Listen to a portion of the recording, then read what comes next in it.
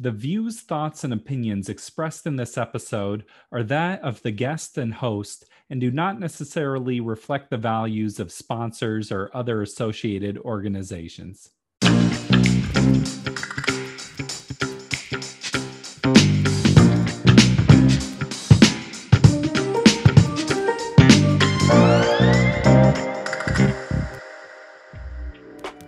Welcome to the Parental Compass presented by Family Education and Support Services. I am your host, Bobby Williams. If you like what you hear, be sure to subscribe to us on whatever platform you are listening on. We have some exciting things happening at Family Education and Support Services. I just got off a meeting for our gala that is happening this Friday. So tickets are available, and we also have a ton of silent auctions, so you can come out and support wherever you are.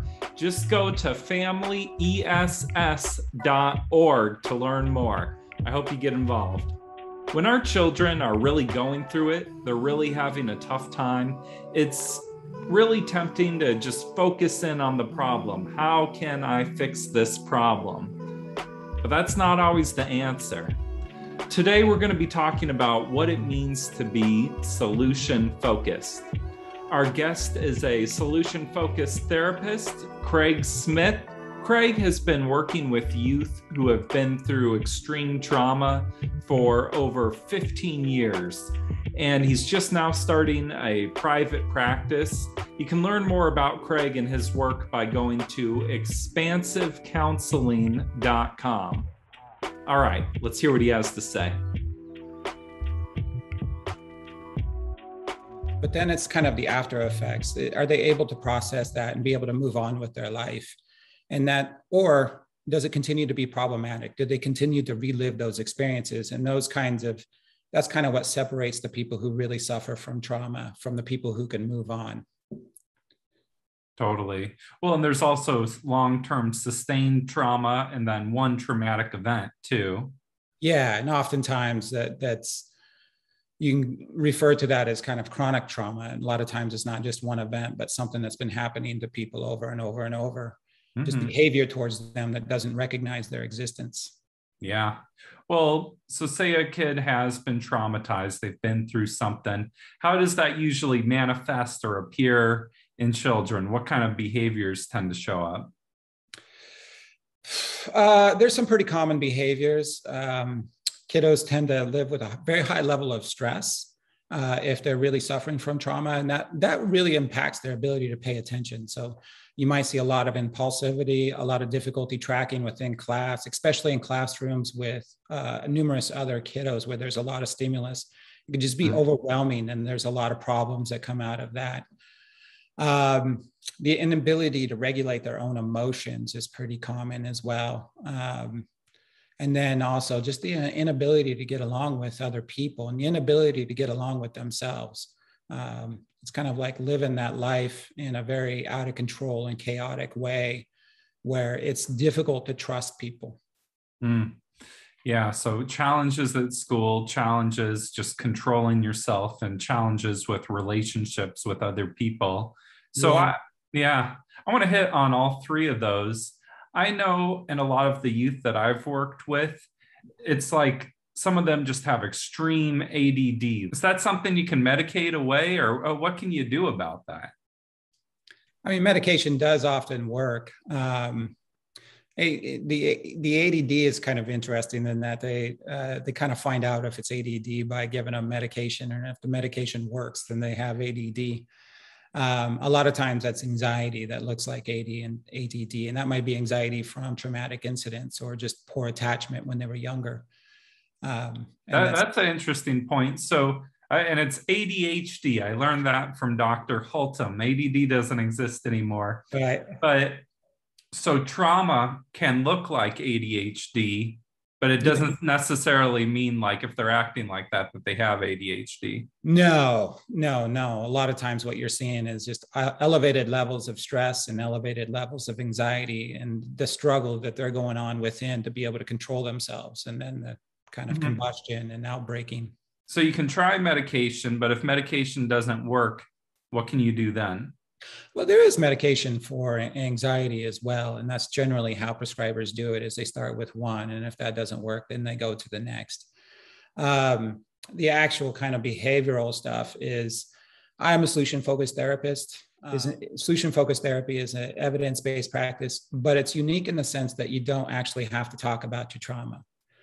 The idea is that when you're trying to find solutions, they don't necessarily have to be connected to the problems, and solutions are going to be unique to every single person, regardless of what their age or where they come from. And it's also unique to families as well.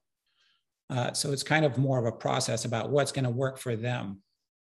Okay, so it's not so much going into like, okay, this happened to you. How do you feel about that? It's what then? There is absolutely space if some people just feel that need to talk about it. But solution-focused therapy doesn't require that. And the idea is that there's a lot of problems that result in, as a result of trauma, the difficulty just functioning with life. And you can work with that and find solutions for them to kind of grow and to become more than what they were today for tomorrow without having to directly address that trauma, which is really good for containment because that can be very re-triggering for kiddos, especially to go back and have to relive that over and over and over. They're already having that experience, and sometimes they just don't want that. So then it's kind of finding what works for the kid? Absolutely. Trauma has this impact on people, and kiddos especially, because they're at such a disadvantage of power, of that feeling of kind of life constricting from within. And so what you're doing is you're trying to find out from them, where do they feel comfortable at? Where do they feel safe? Where can they grow? What do they want to become better at? And that's going to, again, be unique to each person. And the idea of how I operate is I want to focus more on what their capacities are to be able to cope with what they're dealing with. I want to find out what their hopes are for a better future. And there's a science of neuroplasticity that comes into this that's very interesting. So the more that someone can actually talk about what their preferred future is, the more that they can talk about what their capacity is to deal with the challenges that they have going on in their lives at this point in time, the more that they can talk about their past when those problems weren't there, the exceptions to what they're dealing with. They're actually rewiring how their brain works. And that rewiring is the change. The change is actually happening in the conversation. And then they take that out into the world, and that affects how they relate and act with other people. So for example, then if a kid came, say they're talking with their parents and they're like, I'm nervous all the time. I always feel anxious. What should a parent say to them? Well, it's a very good place you can start. Well, where have you not felt anxious? Where do you feel comfortable at? Where do you feel strong at? Is there ever been a time in the past that you have? And then you're looking for those specific instances. And then once you can get those conversations going in that direction, there's going to be a whole wealth of information about things to build on that are going to be unique to that specific person. So say a child has ADD or ADHD or doesn't, but they're having a tough time at school. I think that's a tough place to be, because then the school teachers are down at you, the staff is down on you, and that doesn't feel good. And then you're going into the school for a meeting. How can you navigate that with a kid who's been through trauma? There's going to be specific instances that are triggering for kiddos who have suffered from trauma. And being able to actually just see them and see what's going through, see what works for them and what doesn't work for them, is communicating a sense of safety to kiddos. And then when you find out what is working for them, you can do more of that. So I think just starting from the beginning is seeing what they're actually going through.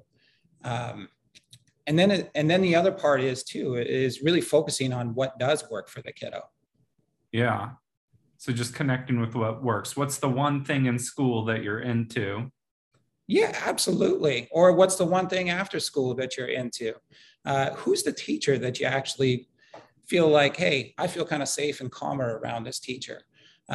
Learning about those things. And it's not even that you have to tailor the entire environment around it. Just getting kiddos to talk about that is going to be changing how their brain is working.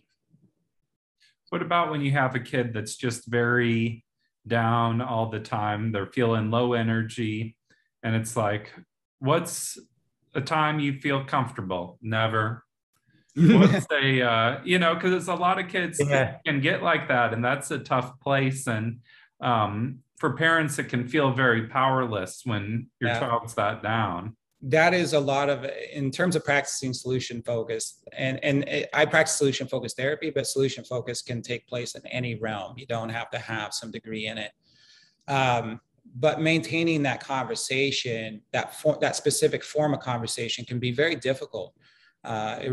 Can require some skill. In that instance, when you're talking about a kiddo that is just really suffering from depression, it's good to just recognize and accept where they're at, because that's going to communicate a sense of safety to them.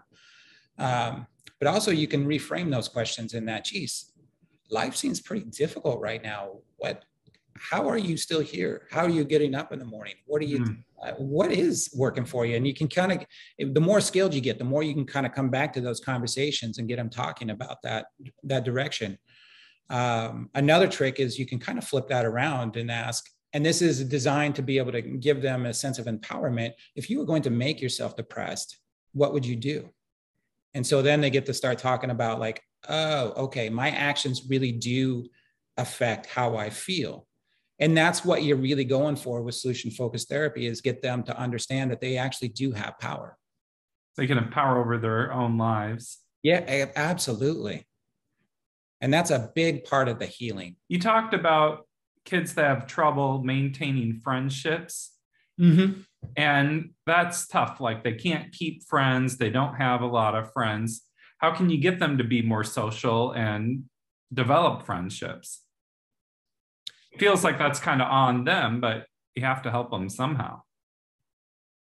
It is. And it's just to acknowledge, just to start with, that's a really painful experience to see your own children or children that you care about and love to be feeling that sense of loneliness and isolation when they're around, other kiddos at school.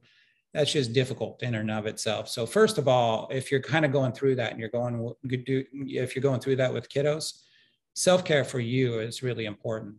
What helps you kind of have patience with those kinds of situations, because that's what the kiddo really needs. In terms of getting them engaged socially, again, it's kind of coming back for whatever has worked for that specific kiddo in the past, trying to find those exceptions. When did something work? And then you're starting the conversation from there. Now, they might have something that they love. They might love playing basketball, or they might love rapping. And a lot of times, if you can get kiddos involved in those conversations, what you're going to find out is like, hey, I like being able to participate in kiddos in this type of environment. And a lot of times what you're going to get those answers to are something that they love and something that's structured, but it doesn't have to be. Maybe the kiddo experiences their life with a high level of structure all the time. And it's just being outside after school with the neighborhood kids where they're not really being watched. That might be a time that they feel comfortable, but it's having those conversations with them and being connected with them and helping them kind of rewire their brain to have a more positive outlook. Yeah. Well, I like what you're saying about maybe if you can get them in a structured environment where they can be social, but it's not like they're having to figure it out all themselves. Like, there's something for them to be doing. Yeah, just participating. Yeah, it's sort of like the training wheels of being social. If you can just get them in a structured class or workshop or team or whatever. And when you're talking about, I was talking about that feeling of what people have when they experience trauma, of that feeling of life constricting from within. You're getting out and for kiddos, when they get out and they participate something like that, their world is opening up. Now they're becoming expansive. That is the healing. Why is it important to ask kids about their future? Because I know that like future-oriented questions are a good thing. We all think about our future. We as humans have a consciousness that's aware of our own future. We're aware of our own finite existence on this planet.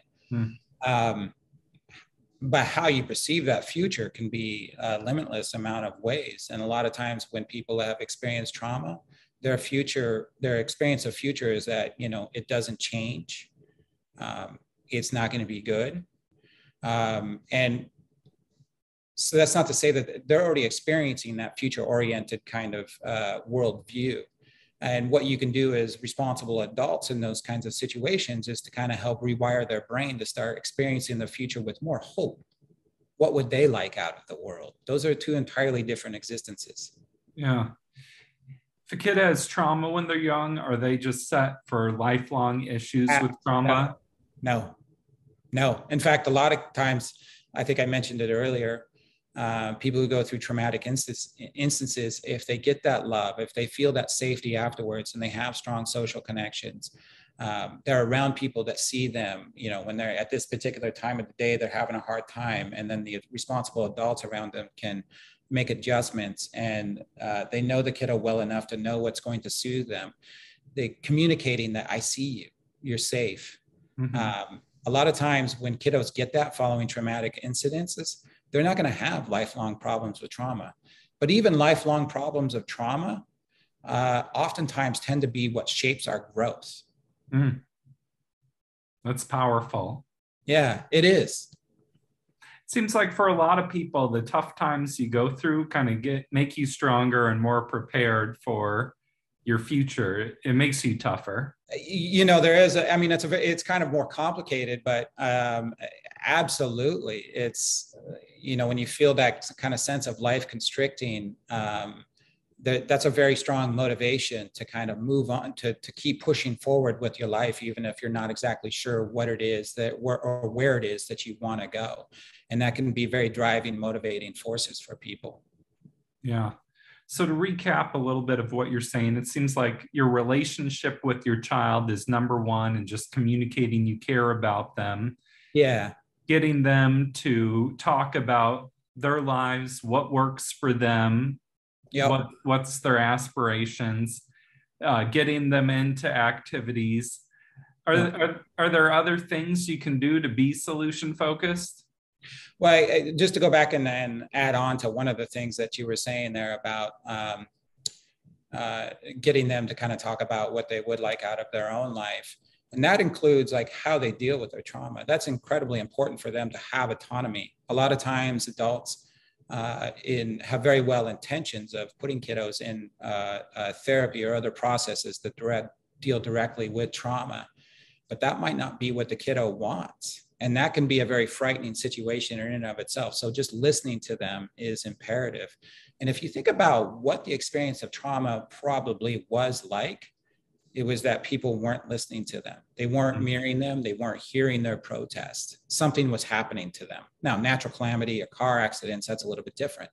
And then, but as far as like the trauma where somebody has done something to them, there's also generally a context of where they're not really, they don't feel like they're allowed to speak up about it afterwards, because that kind of tends to go hand in hand. So listening to the kiddos when they speak and being able to actually affirm that that's a courageous act for them to be able to speak out. Being able to mirror what's going on with them. If a specific situation is causing agitation, being able to recognize that and take action in order to soothe them communicates that sense of safety to them. Mm. Well, this has been a powerful conversation, Craig. Is there any closing thoughts you want to share? My practice is expansive counseling. You can find it at expansivecounseling.com. I am a strictly cash business, which can be kind of narrowing, but I try to be very brief solution-focused therapy and try to make that easy as possible on clients financially. Generally, brief solution-focused therapy is about 3 to 6 sessions.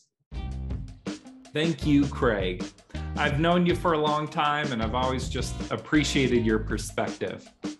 This has been The Parental Compass by Family Education and Support Services. I am Bobby Williams. We'll see you next week. Peace!